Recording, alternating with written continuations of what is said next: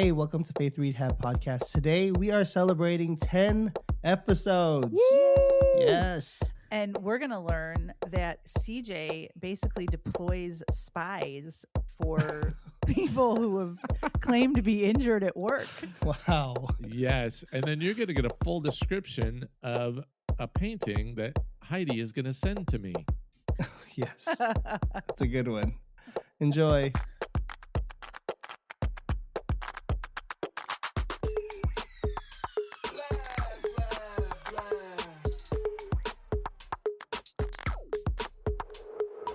Hi, welcome to Faith Rehab Podcast. This is episode 10. Yay.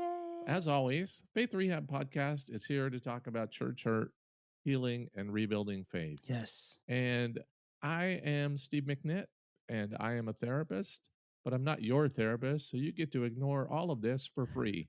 But here's a fun fact about me, that when I go out for a walk, if there's like a dead leaf anywhere within my walking distance, I will walk out of my way to crunch it, because dead leaves are like my ASMR. I love the sound of that.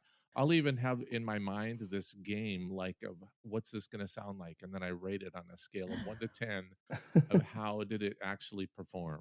Don't you have a million leaves in your area? Yes, and I go for a walk almost every day. You do, though. Yes, and I love that. When crunching a leaf, there's something so wonderful about that. Wouldn't you agree?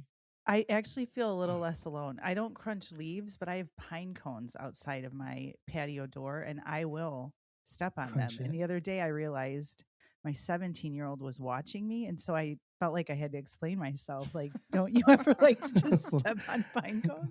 She's like, Mom, you good? You good over Wow, there? you're just killing all the pine cones. I Nice. feel like we should start a support group or something. Yes. All right.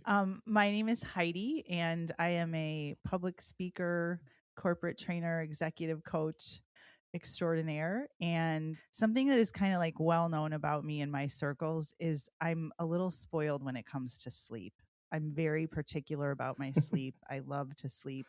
And I'm in the Midwest, so I'm actually 2 hours ahead of CJ and Steve. Yeah. And we start recording what feels like so early for me, which is 9 a.m., but it is 7. Yeah, half the day is gone. It's 7 a.m. for them. So I need to start adulting. And I think that part of that is going to be trying to wake up a little bit earlier. There you go. Yeah. And just so everyone knows, CJ and I get on at 6:45. Just to rub it in. Heidi gets on about 6:59. What? And You asks, do not- where's the link? Wow. You do, or how do I turn on my computer? Yeah. How do I Yeah. plug it in? One time you were on your phone and you told us, hey, I can't use my computer tonight. There's been electrical storms, like the storm of the century, storm watch, and it's knocked out power grids all over the place, and I can't use my computer, but it sounds like it's fixed. Because I just had to plug it in and I didn't know it. I thought the whole motherboard was ruined. And Was that the issue? Jake came home and he's like, Mom, it's not plugged in. And I was like, oh, That is boy. fantastic. thank you for that. All right, who's left? CJ. Hey, my name is CJ. BMI too high, but let's try to get that BMI lower because Heidi's cousin wants me to get it lower. I don't think I've ever said this. I am a workers' comp specialist. Ooh. Isn't that weird? Do you have to like evaluate the validity of someone's work injury? Yeah, I have to investigate people. Do you like sit outside their houses and watch them crunch leaves and say they cannot collect a check? I send people to do that. You do? You have spies looking for people stepping on pine cones and stuff? Well, if the doctor's like, hey, you shouldn't be stepping on pine cones, that's what I'm going to get. I'm going to get Heidi stepping on pine cones. How many times do you have to say, walk it off, rub some dirt in it, take a lap, you're fine? I don't do any of that. I I'm not a mean- doctor. You're looking for fraud, though. I am. And if you're ever thinking about like, oh, I'm going to catch bad guys, it happens way less than you think. So anyways, I am a workers' comp specialist. Yeah? I have a show and tell. Oh. Okay. The show doesn't work that well on just the audio. Well, you're going to have to describe this. Okay. I was married to Josh, and he just cleaned out his apartment, and he said, Heidi, you need to send this to Steve. Oh, yes. My favorite Yes. picture. Oh my God. I can't wait to put it up. What we're seeing is a guy with a lightsaber with an AT-AT fallen in the background. It's a very nice painting. If you think of Anakin Skywalker, that's who you should be picturing. Yeah. This was a gift from somebody after Josh and I got divorced. But we're not done. We're not done describing sorry. it. Keep going. Anakin Skywalker with an AT-AT. Yeah. He's holding up this lightsaber. Blue. Only it's Josh's face. Yes. It is completely 100% Josh. Yeah, like he took out an AT-AT with a lightsaber. Yes, Josh Skywalker. Who made this? So when Josh and I were divorced, the ladies from our church lined up at the door with casseroles as if I had died. Oh, wow. Shooting their And shot. someone who I think wanted to date Josh thought, what better way to catch this pastor than to commission someone to paint him as Luke Skywalker. Right. He thinks she actually painted it. Oh. So Josh and I split up, and then I moved back home. And when I moved back home, that was hanging on the wall in our family room. I was Wow. like, what is happening here? I remember when you first told us that we saw it. And I don't know if you don't know what an AT-AT is that big giraffe looking machine, right? And we're like, Heidi, is that a representation of you? The one, the fallen The machine in the fallen. back? Oh my gosh, I've never thought about that before. Yeah. Dang. It I doesn't even mean, really look like Josh. It does. Okay. Someone's bitter. You It think does. so? Well, yeah. get ready, Steve, because it's coming your way. Also, Ooh. also, I don't want to bid for that. you moved out and then he just redecorated. Come on, Josh. I know. Wait, was it hanging? It was Yeah. hanging in the family room, like Josh. a place of honor. Like In the family reunion. Yeah. That is, I can't wait. I'm getting the picture. I will hang it. See, for those of you that can see into my office, which is No one. approximately CJ and Heidi, Yeah. next time we record, it'll be hanging right back I there can't behind wait. me. It's gonna be amazing. And also, ladies, let the ink dry on those papers before you start handing out casseroles Seriously. and paintings. Come on. What are you lesson doing? here. I mean, come on, ladies. That's pretty good, please. though. Is Josh really into Star Wars? He is. Oh. There you He's go. very into Star Wars, so it made sense. If he lived near me, we'd be going to see Mandalorian today. Yeah. I know. I need to see that. Have you seen it yet? No, I'm going today. Okay. Susie's leaving town, and I'm going to see Mandalorian. I love By it. yourself? Yeah. Awesome. Are you gonna fall asleep? I don't think so. I hope not. I'm not feeling that great, so I'm gonna try to jack myself up with the biggest Diet Coke they have, and of course popcorn will keep me busy for most of it. I love it. Wow, you're wild. Jack yourself up with a Diet Coke. You know what? Calm down. Here's another fun fact about me, and you are going to be so jealous. You try to make me jealous of that painting. What do you hear this? You know when you go to the dentist and they put that little paper on your chest, but they have a thing that goes around your neck Yeah. with clips? Yeah. I made one of those for when I go to the movies so that the popcorn, when it falls on me, it's not getting butter all over my sweatshirt or whatever. Susie thinks it's the nerdiest thing ever. I go into the Yeah. movies. Yeah. I don't know. She's I don't, right. I don't know why. I go into the movies. I hook this thing up. It's got a towel. I'm good to go. Man, you drop a lot of popcorn if you needed to invent Do you that. seriously? Do you wait till it gets dark, or you just own it going in? You know what? I'm trying to sell prototypes at the door.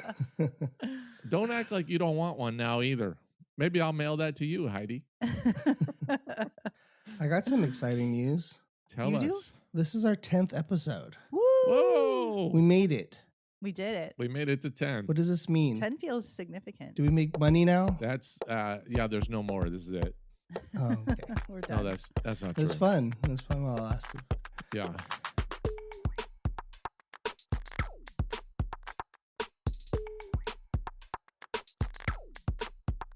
Add it up. So, how do you guys feel about having done 10 episodes? We've interviewed some people, we've talked a little bit, we've told some stories, we've seen Heidi's husband in a picture. Yep.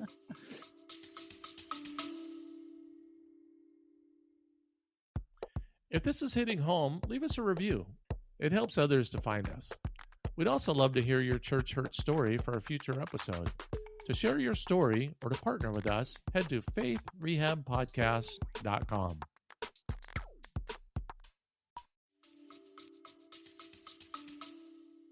I think that this has been so healing for me personally. I have said to Steve recently, in all the ways that I've been disappointed by the church, I feel like the two of you have become my church. So Steve said, okay, well, then I'm going to start taking up an offering the next time we meet. I'm passing that basket, baby. Scan the QR code. And to hear other people's journeys and, I don't know, be inspired by the way that people heal differently and move on differently depending on where they're at in life and what that looks like is just a reminder to all of us that there's no cookie cutter way to heal from church hurt, that it's unique to the person. And I've just really been enjoying hearing different stories and hearing what's helped, because it's helped me. That's great. Thank you, Heidi. And that's quite a compliment that we are feeling like a safe space and a loving community for you. So thank you. Yeah. And out of nowhere, all these people volunteer their stories to you, walking around, you know, hey, I heard your podcast, you know, that happened to me, and blah, blah, blah. Yeah. And it's great. And I remember when Steve started this idea, and I honestly wasn't sure where it would go, but it's really panning out to be a virtual safe space for people to listen to, and the connections to it, to some of these episodes I didn't even like expect. Like, I heard that episode, and you know, and the one thing I love is that I don't know why it took 10 episodes, but my dad was like, hey, your uncle talked to me about your podcast. I finally listened to it, you know? And I was like, cool. What'd you think? And he just started telling me other stories about his PK experience. So it's kind of opening up that door to anyone, my family, friends. And so, yeah, it's been a really cool experience of hearing people's stories. And hasn't it also kind of been a reminder of like what to do and what not to do? And reflecting back on things that we've done and gone, gosh, we could have done that different. We could have done that better. The ownership piece. Totally. You know, before we started recording, we spent some time thinking about our goals and our mission statement. And I want to read that we exist to bring comfort and community to those who have been hurt by the imperfections of the church. And I feel really proud that we have really kind of stuck with that. And for those that are listening to the podcast regularly, what you don't hear is the backroom discussions that we have about how to stay true to helping folks and not naming pastors or denominations, you know, things like that will be hurtful. Because if you name a pastor, like, hey, this guy was a jerk, that's somebody's pastor that he may still be helping and they may still be following. And so we don't want to tear down the church. We want to build up the church and remind people that it's a bunch of imperfections. And I love that. And I tell you, I've gotten some really great compliments, but my favorite compliments, I got 2 of them this week. Both of them were people that aren't church folks. Like, I don't know if they've ever gone to church. And one of them just said, it's such compelling stories and you guys are so compassionate. And I love that we're creating that kind of safe space. And the other one was a woman who I worked with for a while. And she said, I'm loving your podcast and I want to send it to other people. And I think that if we have the kind of place where folks who have been hurt by church or church people, we hope that we bring stories that you can relate to and that, you know, you'll find your own story in there and some healing. But people who haven't had that, for them to hear, everybody's got some hurt. I mean, I feel like the scars of life just kind of keep going until, you know, the older you get, the more scars you get. But the scars, if they heal correctly, can be really great, healthy places. And so I've loved that it's been sort of a variety of folks that have listened and appreciated it. Yeah. I liked the analogy that you gave, Steve, recently when we were talking, because it's easy to become very disparaging of the church. And one of our earlier episodes, we did talk about like calling out abuse when it's abuse. Like this isn't, we're going to sugarcoat what's happening in churches. Right. But some of it is just in these minor ways that we're disconnecting or creating hurt for other people. And can you share the analogy that you gave? Do you know which one I'm talking about? No. I give so many analogies. Okay, I'll start You've narrowed it down to 1,000. I'll start it and I'll let you finish it. Okay. If you are a part of a partnership and you get invited to go hang out with another couple, Yeah. and okay. you like really like the one person in the group, but like then they're married to someone that you're like, yeah, if they weren't a part of the picture, maybe we'd hang out more. Right. It's a great start. And one of the things that I have connected that with is that in the Bible, it calls the church the bride of Christ. And sometimes we want to love Jesus, but not his bride. That's so hard. And I will just say, I am very blessed to know Heidi and Josh. I'm very blessed to know CJ and Sam and love all of them. But there are couples, and you know what? It's hard to find couples where you like both of them. Yeah. But there are couples where, you know, you love them both and you could hang out with either one of them. Mm-hmm. But there are couples that you really like the one partner, but not the other one's okay. I mean, they're fine, but it's not like, hey, we can't wait to hang out with you and your caustic nature, your toxicity. Every couple that knows Steve right now is like, is that me? It's Is not. Steve talking about me? It's no one listening to this. I promise you. Yeah. Yeah, we can cut that later. Okay. But when we talk about Jesus, you know, for us, and not everyone listening has that same relationship with Jesus, but I just love who he was to other people and who he has been to me. Mm-hmm. And I don't always love the bride, but the bride of Christ is who Jesus calls the church. And I know that there's a lot of talk right now about deconstructing faith or reconstructing faith or those kinds of things.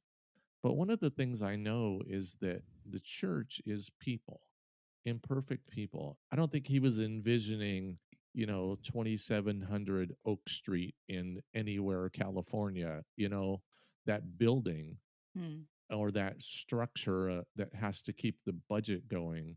But I think he was thinking of people like CJ and Heidi and so many of our listeners that really are the bride of Christ, that are supposed to be many pictures and living pictures of hope in the world. And I hope here that people will hear that and remember that. Yeah, well, you know, when we were talking with one of the people that we were interviewing a couple weeks ago, something really stood out to me when he said that he's learned that there are evangelists everywhere, whether or not they're a part of the church, right? Whatever it is that someone is selling or believing in, like that kind of becomes their religion. And when you are scrolling through social media, you could find 5 or 6 different takes on relationships, a church experience, how to raise your kids. There are so many platforms. And I think what I appreciate about our platform is that we're making space for all of the different perspectives. That's what diversity is, right? Like when you go to an emergency room because of an issue, you want as many perspectives as possible, evaluating what the problem is so that you can get better. And I think that when it comes to conversations with people, we don't want to pigeonhole one type. We want to hear all stories because that's how we can actually heal. Yeah. I do hope the one thing that we could deconstruct in the church is thinking when you go to church, that's when brokenness disappears. That's not where it disappears. That's good. Yeah. Like the church is meant for brokenness to go away over time and change to happen over time, like what Heidi was talking about. And the guests that we have are so diverse in their outcome. And sometimes they don't even have the outcome that we expect from a Christian, are we a quote unquote Christian podcast? So what I like about this podcast is it feels like you're stepping into someone's personal therapy session and you're just kind of listening. And wherever that lands, that's where it lands. Like, why can't we be okay? Like, let's be okay with that. Right. And not have the outcome that you expect. Right. That's emotional. Like we should be able to show up messy. Yeah. Yeah. Yeah. I used to think that, you know, if people would come to Christ, just come to the cross, come to Christ. That's the journey. And what I realize now is the journey ends with my last breath, and the transformation should be happening all the way until then. Mm-hmm.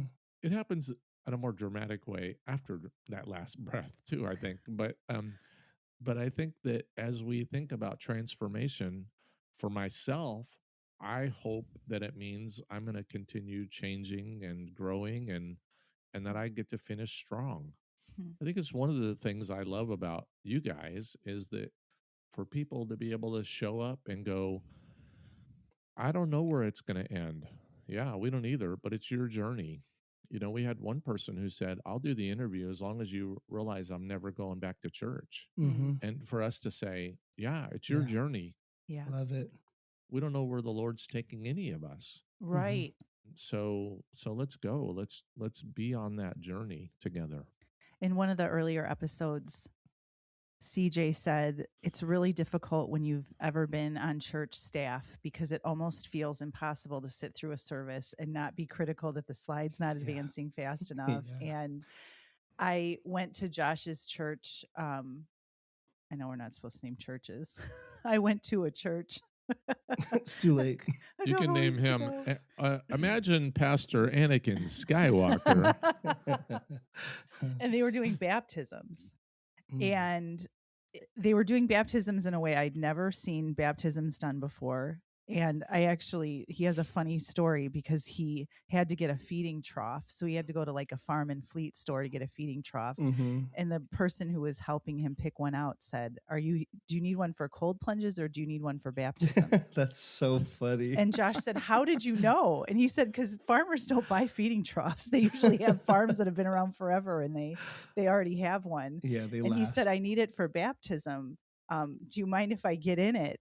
Because I need to make sure that it's like big enough. Yeah. So Josh in the middle of farm so and fleet funny. plugged his nose and baptized himself. But when we were watching the baptisms, the worship was going on and then the baptisms were on the side.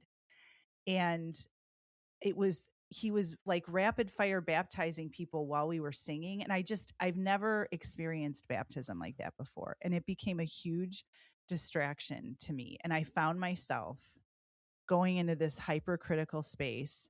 And then I realized, like, if I went to Catholic Mass or if I went to a mosque and watched some ritual that was a part of their church, I would just think, wow, this is like a really significant spiritual moment that's meaningful to that person. Why is it that when I'm sitting in a non-denominational church, I'm going, this is so cringy, but that's not the point. Does that make sense? Like, yes. And I could hear CJ in my head, like, to not be hypercritical. And the next thing you know, I'm like bawling because I just think this is beautiful because it means something to the people who are experiencing it. Yeah. That's what it should be about. Right. Yeah. And there's something I read this week that is relatable. So I'm trying to look for it. But it was this article that said your pain was never meant to be your identity. And it says, every interaction is filtered through it. Every new space is tested against it. Slowly, the wounds move from something that happened to you, that's something that defines you. So some people take this hurt or your experience, and you start filtering everything through it. And that's what I experienced after I left the church as a staff, and I went from church to church, and I started filtering all my hurt through whatever I'm seeing. And it defined me. Like, the church hurt defined me and affected every single church experience after that. Like what you did, like slowly that went away. And I started not filtering all my pain, like everything through my pain or my experiences, and just let it go, And so. Okay. Amen. I'm done. That's CJ, you're just dropping all the tithes and offerings now, or? Yes. One of the things that, I was trained in as a therapist is a type of therapy called trauma-focused cognitive behavioral therapy. And one of the things that as you deal with any trauma, when you can get, and CJ, you just illustrated this perfectly, when you go from that's the story of my life, when you go from that to that's a chapter in the story of my life, big difference. Real significant healing happens. because when we can get to and when you think about all the really great movies that you love, there's some conflicts that happen and then they keep going. That's not where it ends. If it ends, it's a terrible movie. It sucks, right? And it'll probably be Academy Award winner because that's how they do it. Oh, gosh. But that's such a great illustration, CJ, of it's not my whole life. It was a chapter in my life that was painful. Mm-hmm. Billy Graham said that if you find the perfect church, leave because you'll screw it up. But I don't think he means we would screw it up. I think he means it doesn't exist because they're all screwed up. Yeah. And Heidi and I talked about this recently. I think about issues. My church I love, but there's some issues that I'm working through with them, hoping that they're going to get it correct. Amen. But also I go, there were abolitionists in churches long before slavery was abolished. And not all the churches were abolitionist churches. There were people that were sort of holding folks' feet to the fire and saying, do better, be better, let's figure this out. Mm-hmm. And so even the issues that we struggle with in our churches, we hope that we can be people that will be encouraging ourselves in transformation, but other people as well. And whatever that is for you, if the reason you're not going to a group of people and worshiping with them, maybe that's an issue you can help that church with, or maybe it's just not time yet. Maybe you need more healing before you're ready to do it, or maybe you're never going to do it. Yeah. So let's talk about us. How are you guys doing with your faith? How are you doing with your own journey? So it's funny that we have this podcast at this time, because in this time at my church, there's a lot going on. There's a lot of things that I've never experienced, a lot of possible, it's kind of like dialogue around a split. It's not going to, I don't see it splitting, but there's definitely people on either side of on the issue. And sometimes I get into all these conversations like, what side are you on, blah, blah, blah. And kind of like what you were talking about, Steve and Heidi, the analogy of like, there's one person that you don't like in a couple, but sometimes that person that you don't like, someone else likes. Yeah. Like, even though it's not your cup of tea, someone likes them. And for me, it's been a chapter where I'm just trying to show grace on both sides. I'm like, what side are you on? I'm mad at everyone. Everyone's messed up. What the heck, At the same time, I love everyone. Like, I just hope for the best. And the person that what I would say, like, I would normally make a case against is like, hey man, he helps a lot of people, or she helps a lot of people, and we should just lift them up.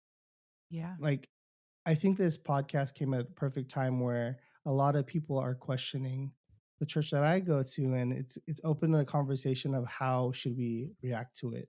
And for me, it's like we gotta look up, and we all gotta take blame, and there are no sides.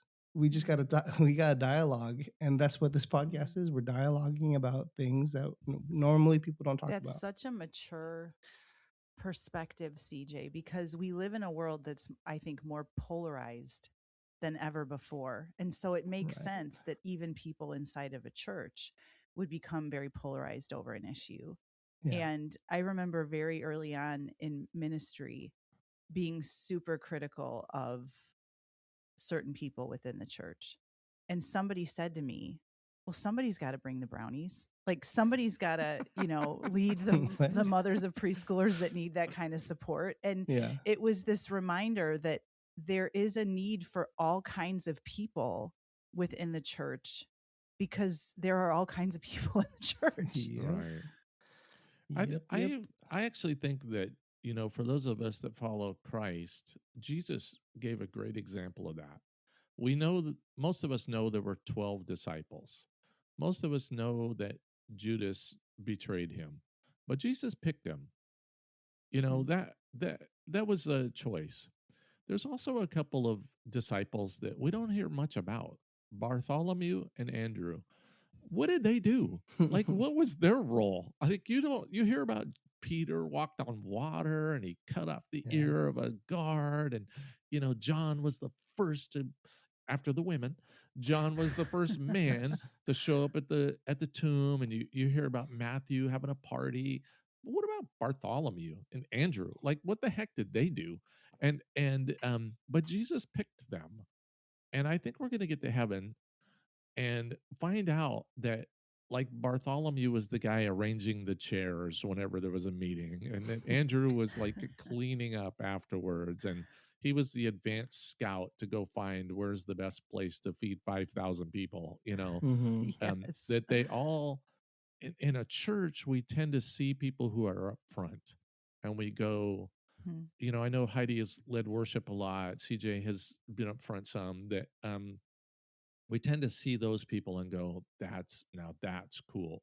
I've done a ton of preaching. People never say that's cool, but but to go, then they feel like they know me and stuff like that. And you just go, it's all of the gifts that we need. And I love that analogy that Paul uses, that we're all parts of the body. Like, could we all be an eye? That would be a waste. Should we all be a big toe? Not probably. But somebody's got to be, the left ankle and, the right pinky and stuff like that. And we're all working together. If we can work together, that things will be beautiful. And it's one of those, even when I teach people about prayer or when I talk about prayer, even Jesus has a prayer that hasn't been answered yet. He prayed that we would all be one. And I don't know about you guys, it doesn't seem like we're one. Like, I feel like one day we will be, but until then, even Jesus has a prayer that hasn't been answered. And so we should expect life to be messy. Yeah. When I think about where I'm at right now in my faith journey, I think that I was one of those people who identified my pain with my story and who I was and how I showed up in the world. And it started from being a pastor's kid, and my mom and dad went through a very public divorce, feeling like it wasn't even my story. It was like my story was in the hands of my mom and my dad and the people they remarried and all the people part of the church, and trying to hammer out my own faith apart from being a pastor's kid and then marrying a pastor and then getting divorced myself, learning what my story actually is, which I believe is the story that God intended from the start, and being curious and staying open to the possibility that maybe I'm wrong about some things, and maybe I've hurt some people through my immaturity, and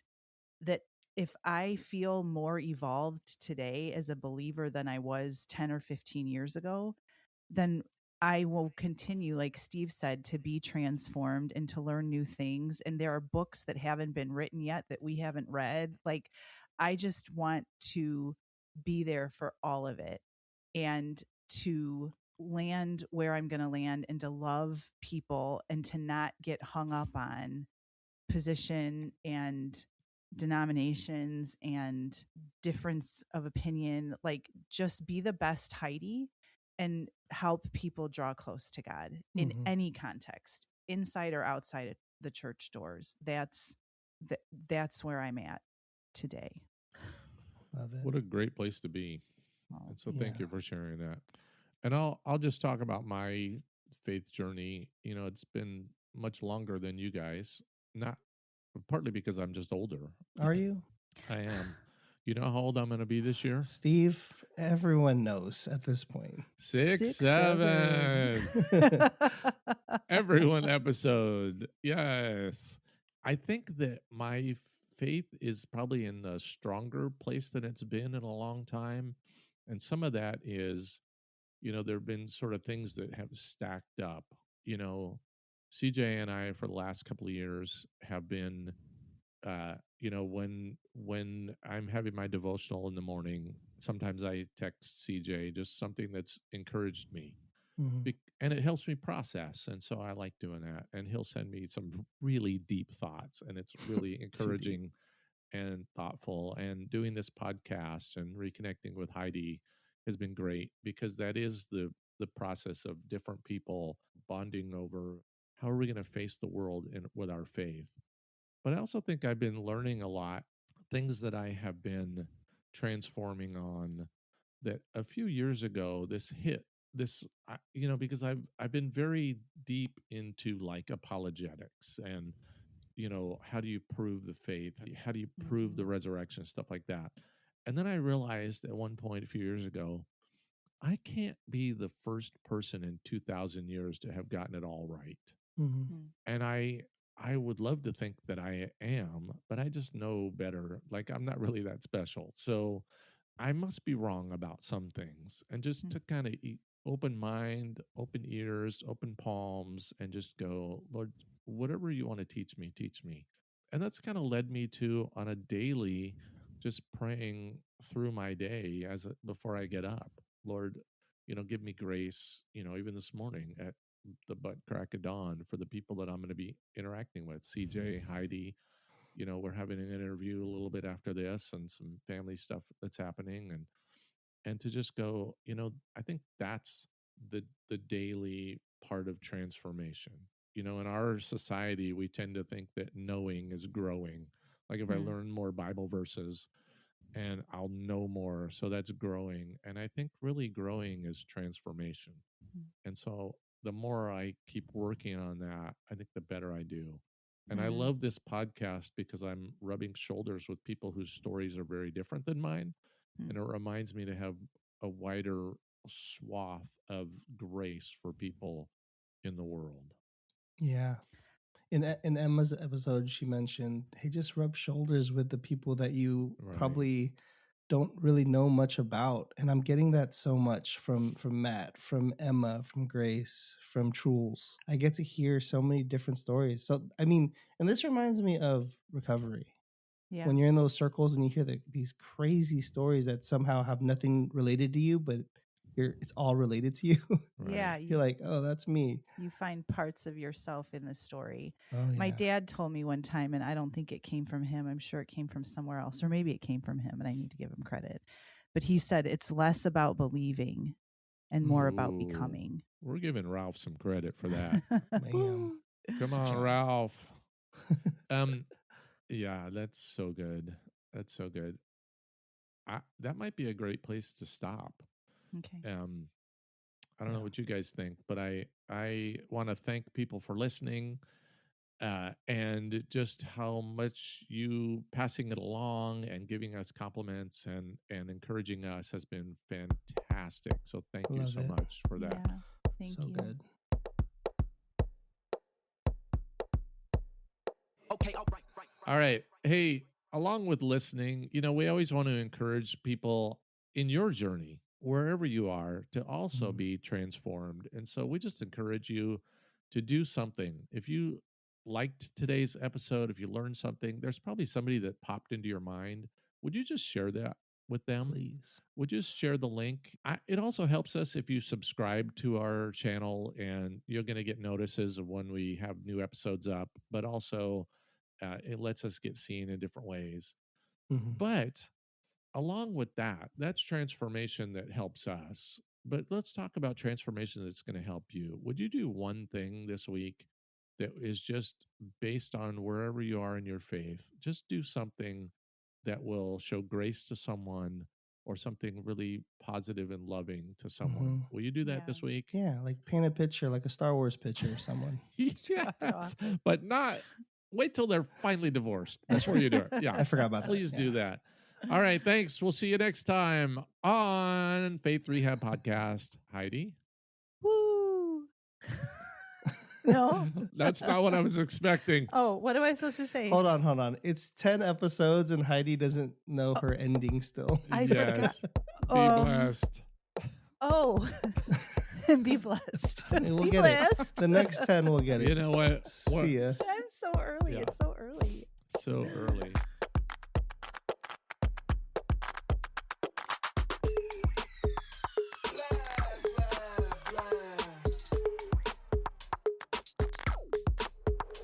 Okay, all right.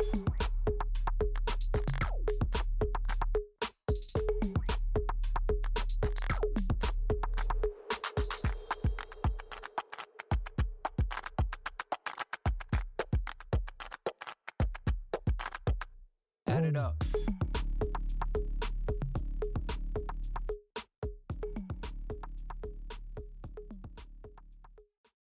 Hey, thank you for listening today, as always. We're glad that you were here with us. If this connected with you in any way, well, that's why we do it. And we want to challenge you. If you know of someone else who this episode will speak to, forward the episode to them and let them get some real talk, real help, and they will probably be real glad you did.